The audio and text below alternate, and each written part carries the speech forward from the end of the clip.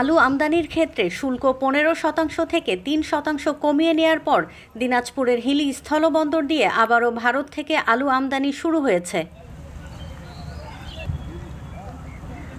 25 September বুধবার ভারতীয় আলু বোঝাই দুটি ট্রাক প্রবেশের মধ্য দিয়ে আমদানি কার্যক্রম শুরু হয়। মেসার্স প্রিয়ম এন্টারপ্রাইজ নামের একটি আমদানিকারক প্রতিষ্ঠান ভারতের জলপাইগুড়ি থেকে এসব আলু আমদানি করেছে।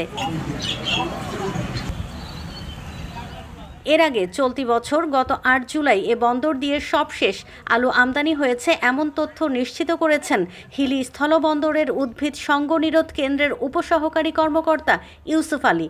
তিনি বলেন, 15 জন আমদানিকারক ভারত থেকে প্রায় 22,000 মেট্রিক টন আলু আমদানি করবেন এই হিলি স্থলবন্দর দিয়ে।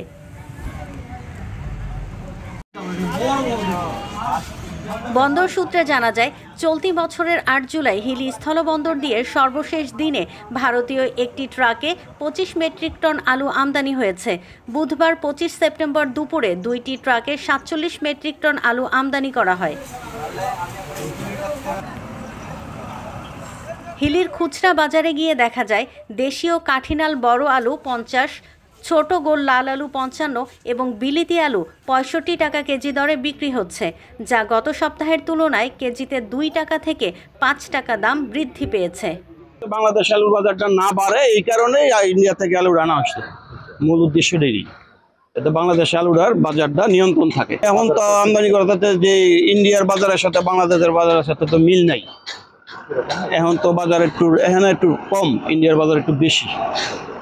এই আলু আনাতে তো আমাদের দেখা যাইতেছে বিক্রি করলে লোকসান আসবে।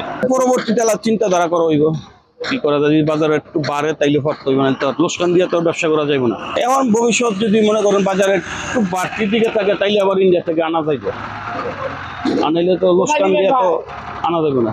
এইটা আমরা তো চিন্তা করছিলাম কন্টিনিউ। আমাদের তো মাল বিক্রি করা আছে, অনেক বহু মাল বিক্রি করা আছে। এখন হয়তো দেখি বাজারটা একটু যদি না বাড়ে তাইলে তো আর সম্ভব নাও নয়।